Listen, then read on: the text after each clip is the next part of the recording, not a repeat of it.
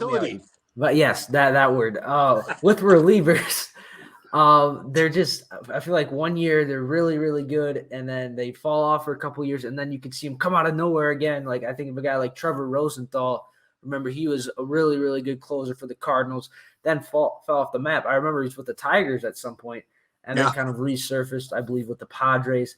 And that's kind of how the reliever situation is in baseball. Is you can find these guys, starters that maybe could never figure it out, and now are in their late 20s, early 30s that have a second life in the bullpen. I think that's something we're going to see Scott Harris do a lot of, and we've already seen it this season, this offseason with the reliever from the Dodgers, I believe, Edwin Ucenta, who is still relatively young, and I'm a pretty big fan of his too. I could see him maybe coming out of nowhere and playing a big role in this bullpen. Another guy I look at is Will Vest.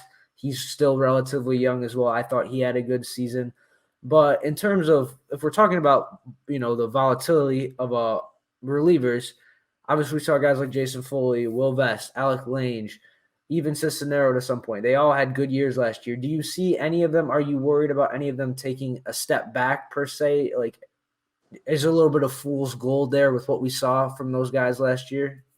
No, they're healthy. As long as they're healthy, they have a shot, But also a good executive, and we hope Scott Harris is a good executive, can build a bullpen on the fly.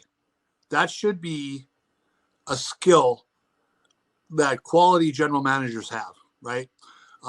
Because we know the volatility you talk about, things are going to go wrong, okay? All those guys you just mentioned, from Will Vest to Alex Lang to everybody else, there is an excellent bet through nobody's fault.